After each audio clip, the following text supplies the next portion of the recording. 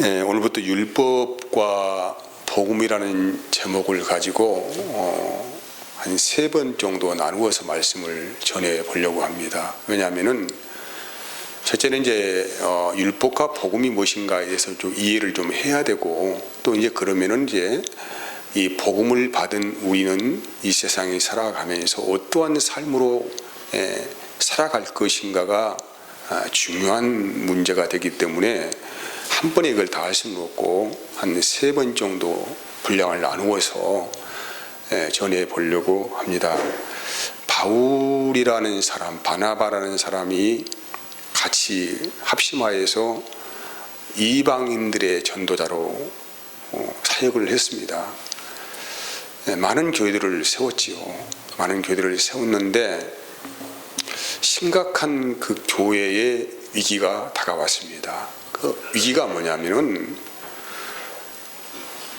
이상한 믿음의 역사들이 떠다닌다는 거예요. 바리새파 중에서도 그리스도인인 사람들이죠. 유대계이면서도 바리새파는 아주 정통 유대교 분자들 아닙니까? 이들이 개종했습니다. 예수 믿기로 했죠. 그래서 예수님 영접했는데 이들이 예수님을 믿고 난 동시에 또 뭘 주장하게 되었냐면은 여전히 율법은 유효하다.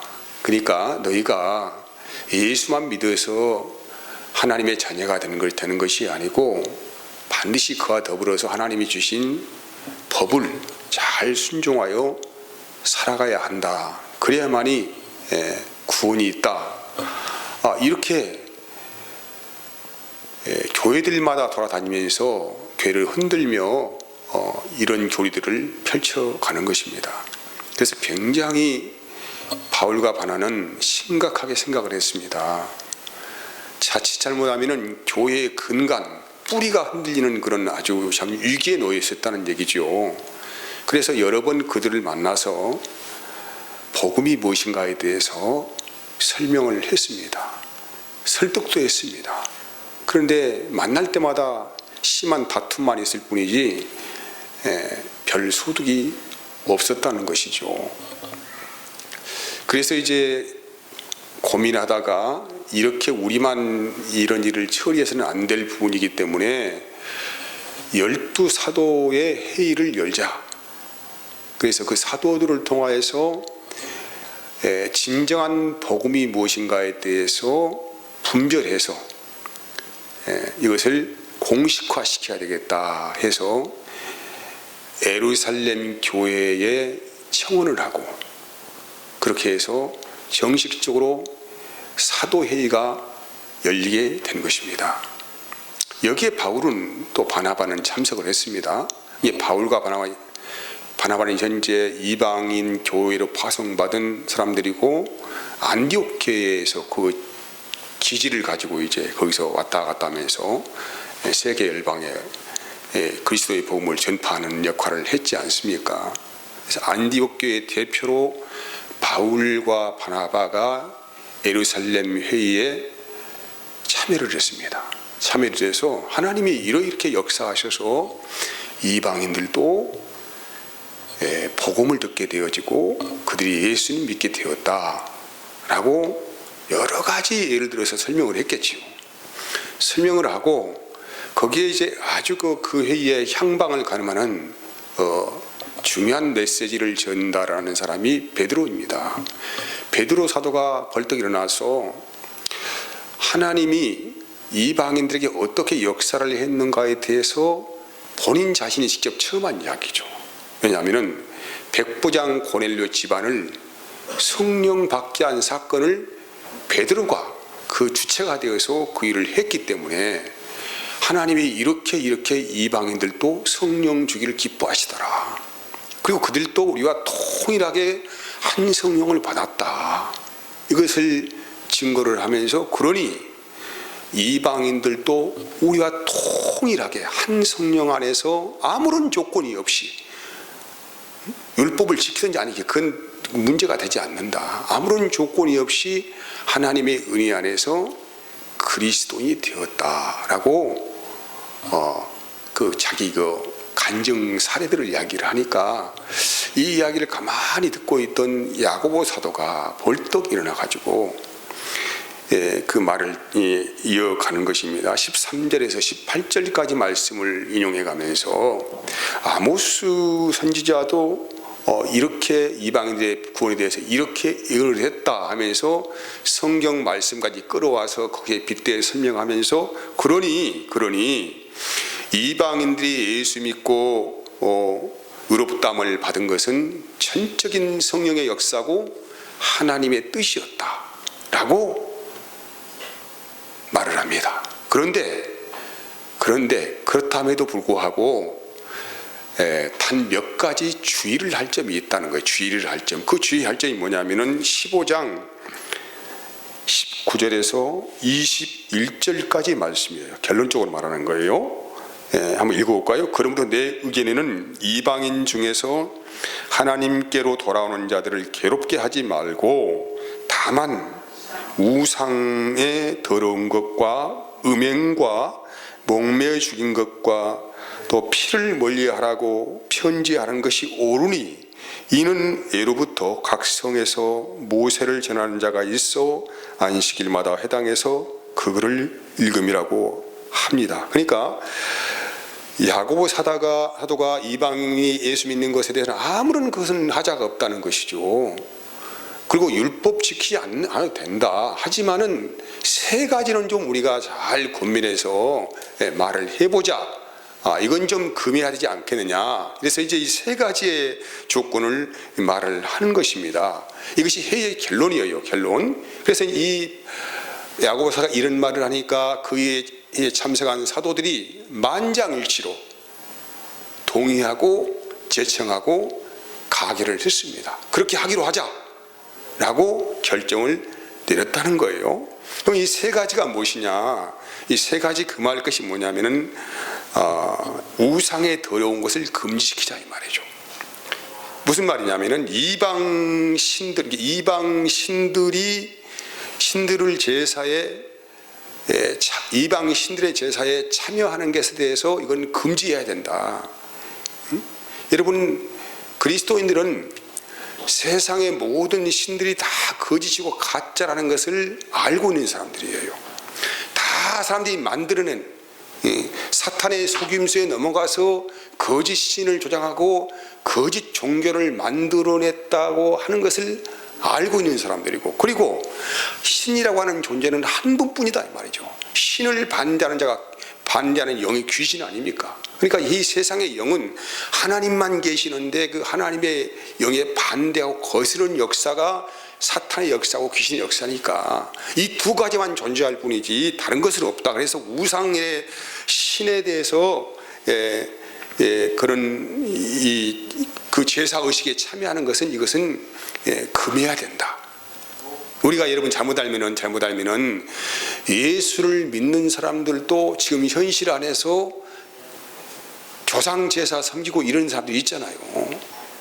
이걸 별로 제의식하지 않는 거예요. 왜냐하면은 과거로부터 쭉 해왔던 전통적인 것들이기 때문에 별 생각 없이 그런 일을 행하는 것에 대해서 이것은 아니다. 그건 우상을 섬기는 것에 참여하는 것이 된다 해서 이걸 반대하는 것이고, 두 번째는 음행을 금지하라는 것입니다. 음행. 이방인들이 우상 제사 의식에 참여를 합니다.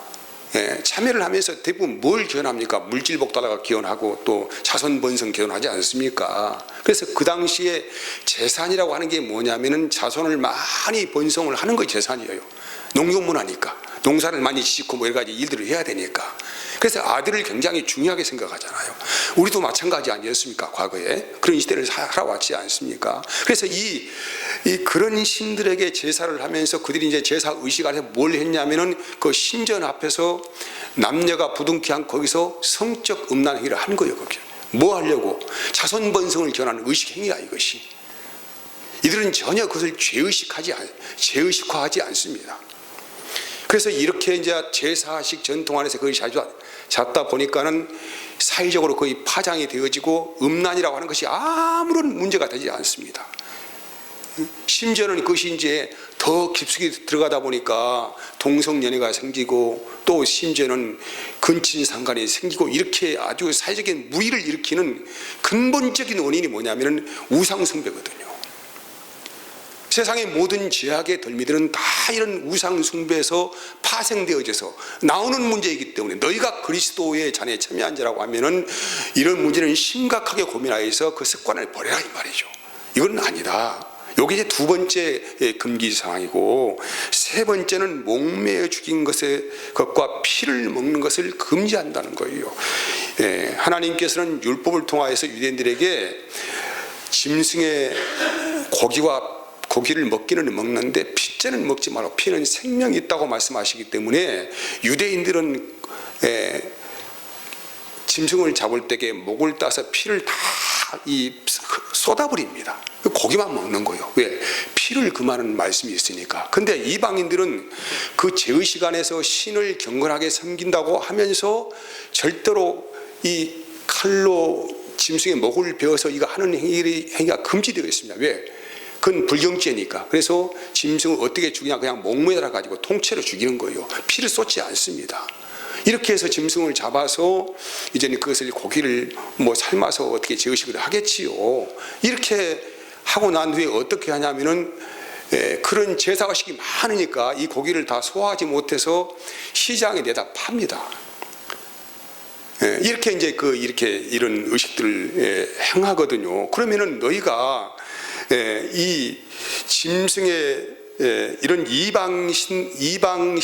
이방인들이 섬기는 신을 섬기는 이런 행위에 참여를 하는 것 자체가 뭐냐면은 문제가 되는데, 더 중요한 것은 이 피의 제사에 대해서 이것은 금지하는 것이 마땅하다. 그래서 이것은 마땅한 일이다.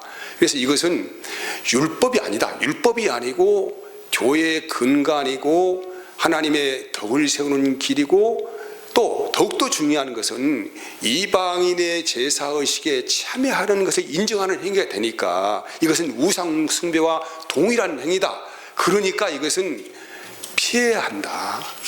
금지시켜야 된다. 이렇게 해서 이 세 가지 문제를 고민해서 예루살렘 회의에서 결정을 했다는 것입니다. 그래서 이런 결정은 누가 했느냐? 물론 사도들이 했지만은 그 사도들의 회의 안에서 누가 개입하셨냐면 성령이 개입하신 거예요. 그래서 오늘 본문에 쭉 읽어가다 보면은 28절 말씀에 어떤 단어가 나오냐면은 성령과 우리는 이렇게 나와요. 성령과 우리. 그러니까 사도들은 성령 받은 사람들 아닙니까? 이 성령 받은 사람들이 이 회의를 할 때에 성령이 그 일에 개입하셔서 이러이런 결정을 주장하시게 하신 것이란 말이죠. 이 결론은 뭡니까? 이것은 전적인 주의 뜻이다. 이렇게 우리가 해석을 하는 거예요. 그러면은 우리가 이제 신약 성경을 읽어보다가 고민되는 부분이 있습니다. 마태복음 5장 17절에서 20절까지의 말씀을 보면은 어떤 내용이 나오냐면은 예수님께서 율법을 폐지하러 오시지 않았다. 오히려 예수님께서 율법을 더욱 견고하게 세우려 오셨다. 이런 말씀하시는 거예요.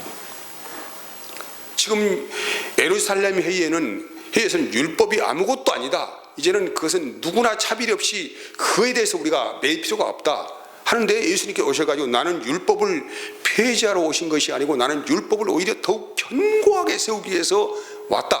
율법의 1.1획도 땅에 떨어지지 않게 하겠다라고 아주 힘주어 말씀하셨거든요. 그리고 로마서를 읽어보면은 로마서 3장 31절에 바울 사도가 이렇게 교리에 대해서 말씀하는 거예요. 그런즉 우리가 믿음으로 말미암아 아마 율법을 파기하였느냐? 그럴 수 없다는 거예요. 그럴 수 없느니라. 도리어 율법을 어떻게 한다는 거예요? 굳게 세우느니라. 이런 말씀하는 거예요. 이 말씀을 저도 처음 이게 성경을 이렇게 좀 깊게 고민하고 이럴 때 굉장히 이 말씀 이해가 안 갔어요. 무슨 말씀인가 도대체. 아니, 그건 굉장히 혼돈스러운 거예요, 이게. 정지가 안 돼. 그래서 여러 가지 책들도 찾아보고 주석도 찾아보고 했지만은 뭐 여기에 대해서 뭐 그렇게 다룬 내용이 없더라고요. 굉장히 고민스러운 말씀. 이게 무슨 말씀인가라고 고민을 많이 해봤는데, 그래서 제가 이제 로마서를 여러 번 읽어봤습니다. 이 말씀의 의미를 파악하기 위해서 도대체 이게 무슨 말씀인가라고 고민하면서 로마서를 여러 번 읽어봤는데, 이 말씀은 이런 말씀으로 연결되는 부분이구나라는 그런 해답을 찾았다는 것이죠. 그러면 이 율법을 더욱 완전하고 견고하게 세우기 원하시는 그 하나님의 뜻이 무엇인가, 이 말이죠. 여러분, 저는 이제 주로 제 설교의 모든 내용들은 그냥 성경 중심의 메시지, 이게 성경 중심의 메시지니까 여러분이 듣기에는 조금 딱딱하고 소화하기 어려울 수도 있겠지만은, 우리가 어차피 다른 것을 가지고 우리가 신앙생활 하는 게 아니고 하나님 말씀 가지고 신앙생활 하잖아요. 그러면은 우리가 말씀을 견고하게 알고 있으면은, 첫째는 이단의 미혹에 넘어가지가 않습니다. 두 번째는 주의 뜻이 무엇인지를 분명히 알고 바른 신앙생활과 바른 경건생활과 바른 기도생활을 할 수가 있습니다. 이게 굉장히 중요한 문제라 이 말이죠. 그래서 로마서 3장 20절에서 21절까지 말씀은 이렇게 기록이 되어 있어요. 그러므로 같이 봅시다. 그러므로 율법의 행위로 그의 앞에 의롭다 하심을 얻을 육체가 없나니 율법으로는 죄를 깨달음이니라. 이제는 율법 외에 하나님의 한 의가 나타났으니 율법과 선지자들에게 증거를 받은 것이라고 해요. 이 무슨 말이냐면은, 법이라고, 이게 하나님께서 이스라엘 민족에게 법을 주신가, 법. 이 법은, 이 법이 왜 법을 주셨을까요? 이스라엘 민족을 하나님의 나라의 정통성인 나라로 바로 세우기 위해서, 거기에 모든 죄악의 뿌리를 뽑기 위해서, 부도덕한 사회를 만들지 않기 위해서 이 법을 세운 게 아니겠습니까? 모든 법이라고 하는 기초적인 테두리는 아무튼 사회의 부도덕성을 근절을 하고 바른 의로운 나라를 세우겠다는 목적이 분명한 거예요. 그래서 여러 가지 조항과 규약들을 만들어서 그것을 이제 구체적이고 세밀하게 적용하는 거 아니겠습니까? 그래서 거기에 반하게 되면 이제 막 엄청난 형벌이 주어지게 되어지고 뭐 앞뒤 복잡하지요. 그런데 그런 것인데, 이 법을 딱 받고 나서 이제 그렇게 살아보려고 하니까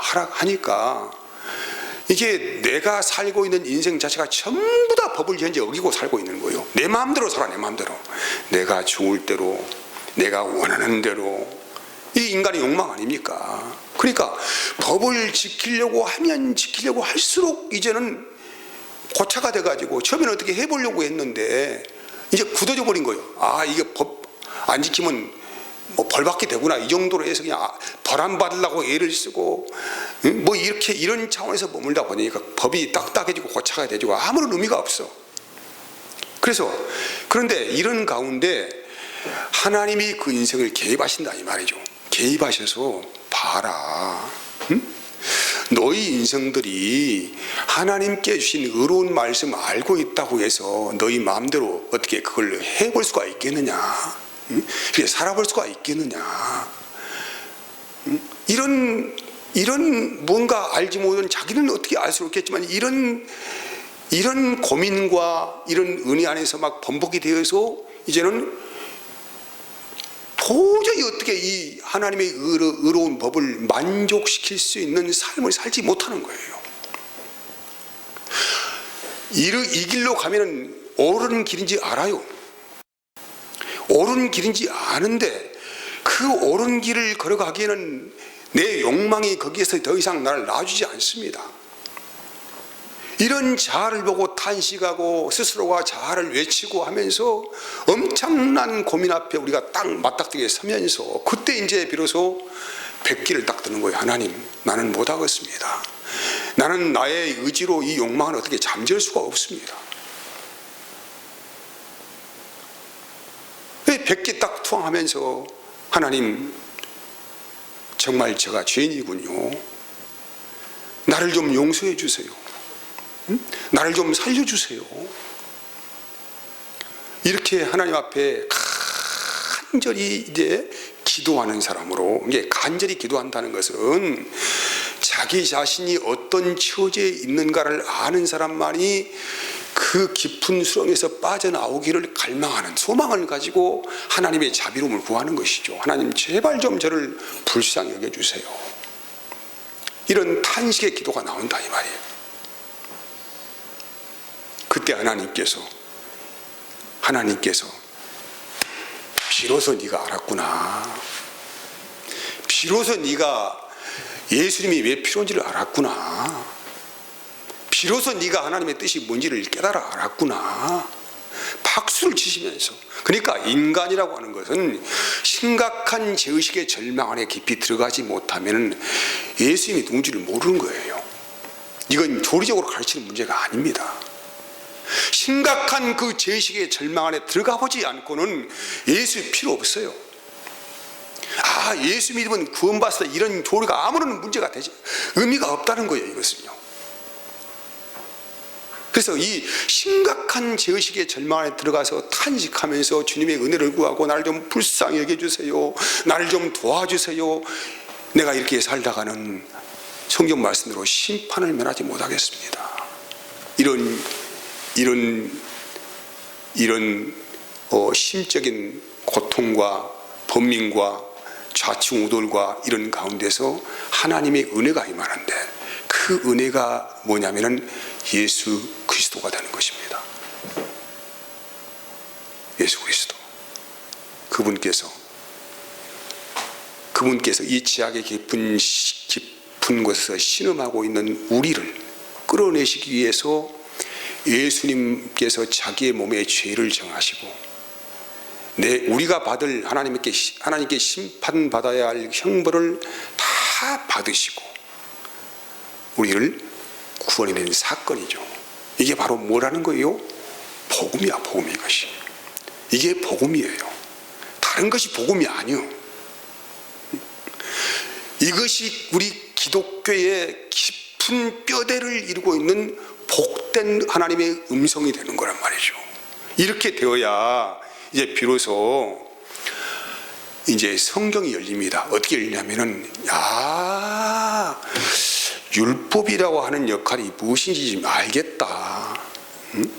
무엇인지 알겠다. 그래서 바울이 이런 심각한 고민 안에서 깨달은 말씀이 뭐냐면은 갈라디아서 3장 23절에서 24절 말씀이에요. 같이 봅시다. 자, 어떻게 깨달았는가 봅시다. 자,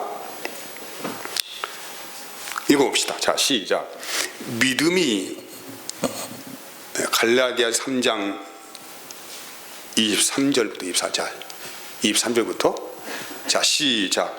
믿음이 오기 전에 우리는 율법 아래에 매인 바 되고 계시될 믿음의 때까지 갇혔느니라. 같이 시작. 이같이 율법이 우리를 그리스도께 인도하는 초등조사가 되어 우리로 하여금 믿음으로 말미암아 의롭다함을 얻게 하려 함이라, 이 말이에요. 자, 보세요. 우리가 어떻게 주님을 만납니까? 예수님 뭐 하면은 예수님이 딱 나타나십니까? 다시 정리하겠습니다. 하나님의 공의로운 말씀 앞에 내가 서봅니다. 그리고 하나님, 너무 참 귀한 말씀이래요. 사람은 그렇게 살아야죠. 이렇게 살아야만이 공의가 완성이 되어지고 이 사이도 밝아지고 우리의 삶도 은혜를 받고 살지 않겠습니까? 하고 딱 봐도 보니까 너무 좋은 말씀이에요. 박수를 칩니다. 아멘 합니다. 나 그렇게 살렵니다. 그런데 그렇게 살아보려고 예를 쓰는 순간부터 우리는 좌절을 만나게. 좌절. 우리의 힘과 능력으로 그 율법의 요구를 만족시키며 살 수가 없다는 것을 아는 거예요. 그래서 뭐냐면은 예수님이 율법을 폐하러 오신 것이 아니고 율법을 완전하게 오셨다 하고 하는 이 말의 의미가 뭐냐면은 바로 이 말씀입니다. 율법이 하나님께서 이스라엘 백성에게 율법을 주신 의미가 분명한 거예요. 이제 너희가 지키라고 주는 게 아니라 이 말이죠. 이것을 너희의 죄악들을 완전히 발가벗고 들춰내서 왜 예수님이 필요한지를 너희에게 알게 하시겠다, 그 길로 인도하시겠다 하는 이 요구사항을 이루시게 하기 위해서 율법은 요 기능을 완전히 함을 통하여서 율법이 완전하게 된다 이 말이죠. 이 말씀을 좀 이해를 하시겠습니까? 필이 좀 옵니까? 오시나요 안 오시나요? 율법이 하는 일은 그걸 지키고 어떻게 해서 살아라는 얘기가 아니란 얘기요. 율법 앞에 우리를 세워서 하나님의 공의가 뭔지를 알게 하시고 이제 우리를 그렇게 살아보려고 요구를 하시는데, 우리는 도전하면 도전할수록 100번 도전하면 100전 100패하면서 거꾸로 넘어뜨리면서 이제는 그래서 하나님의 은혜 안에서 오신 예수 그리스도가 나에게 필요하신 것이구나, 그래서 구원이 중요한 것이구나, 그래서 하나님의 용서가 그만큼 중요한 것이구나, 이것을 만족시키는 것이 뭐냐면 율법을 완전하게 세우시는 것이라 이 말이에요. 이거 율법의 기능이요, 이 기능적인 문제입니다. 이거 문제. 그래서 율법으로는 구원을 얻을 수가 없다는 것을 알게 한다는 분명한 목적을 가지고 왔다는 것입니다. 두 번째, 그러면 율법의 기능이 무엇이냐? 마귀란 놈이 하는 일이 무엇인가를 온 천하에 다 드러내는 거예요. 이것이 마귀가 어떻게 사람을 속이고 어떻게 인생을 그냥 어둠의 침륜으로 빠지게 하는가에 대해서 마귀의 일을 아주 정확하게 볼 수 있도록, 뭘 통하여서? 율법을 통하여서 정확하게 볼 수 있도록 하셨다 이 말이에요. 그래서 이 마귀는 어떻게 합니까? 봐라. 그래서 마귀는 하나님의 심판을 받을 수밖에 없다는 것에 대해서 분명하게 말씀하시는 의도라는 말이죠.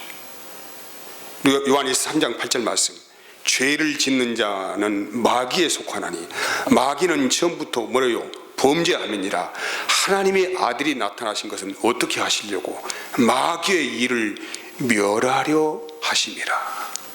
그러니까 마귀가 뭐 무섭게 나타나고 뭐 어떻게 하고 이게 아니에요. 마귀는 우리가 바르게 주님을 쫓아가 따르지 못하도록 여러 가지 통로를 통하여서 말씀을 막 혼돈시켜버리고 복잡하게 만들어버리고 이렇게 해서 복음을 제대로 보지 못하도록 혼미하게 만들어버리는 게 마귀의 일이라니까요.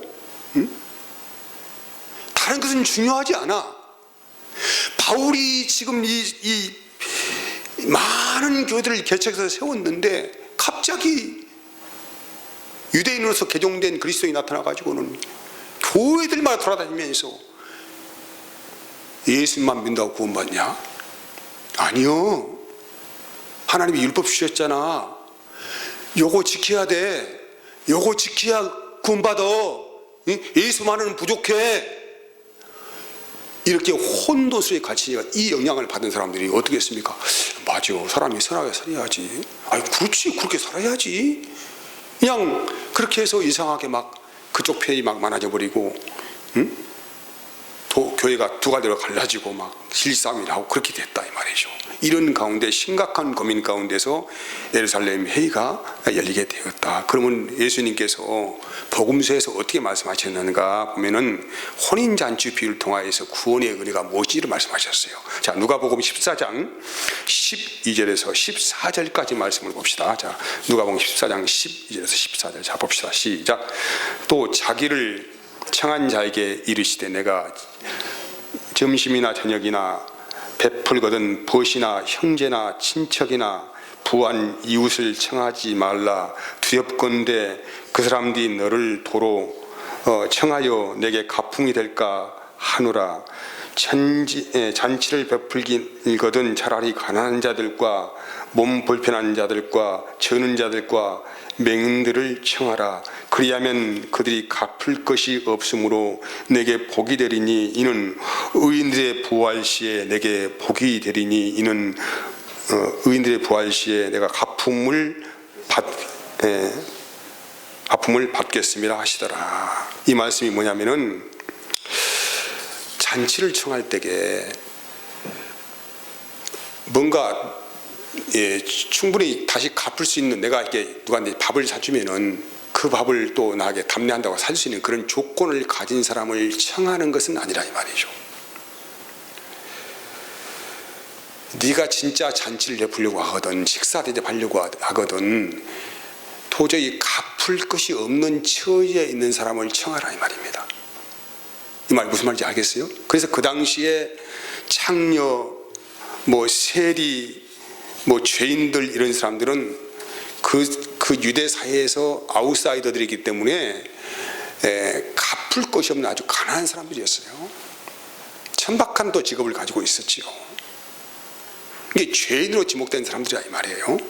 이런 사람들에게 청하는 게 낫다 이 말이죠. 이게 무슨 이야기냐면은 주님의 은혜의 식탁에 초대된 자들 말씀하고 있죠. 우리가 지금 주님의 은혜의 식탁에 초대가 됐지 않습니까? 초대가 되었는데, 우리가 주님께서 어떤 것을 우리에게 대접했다고 해서 우리가 대접할 수 있는 어떤 형편에 있는 자들이 아니에요. 우리는 죄인들이기 때문에 하나님의 의를 만족시킬 수가 없어.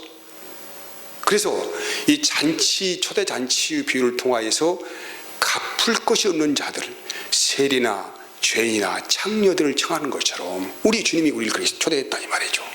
우리는 아무것도 주 앞에 갚을 것이 없어요. 그냥 오직 뭘로만 삽니까? 하나님이 거저 주신 은혜로만 살아. 우리가 갚을 것이 없어. 내가 헌금을 얼마 했다고 갚을 수가 있겠습니까? 뭘 전도를 많이 했다고 갚을 수가 있겠습니까? 아니면 어떤 봉사를 많이 했다고 갚을 수가 있겠습니까? 사실 여러분, 봉사하는 기쁨 굉장한 기쁨입니다. 전도하는 기쁨 굉장한 기쁨입니다.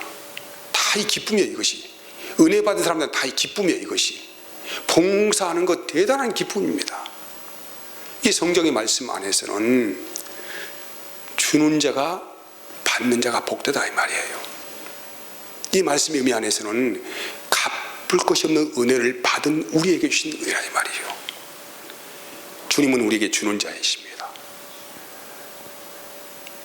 우리는 한없는 은혜를 받았어요. 영생 안에서. 그래서 우리는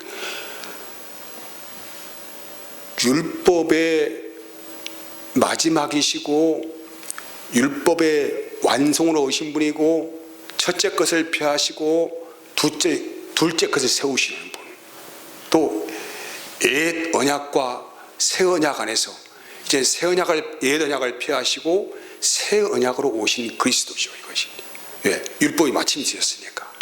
그리고 이제는 새로운 법을 세우셨어요. 어떤 법입니까?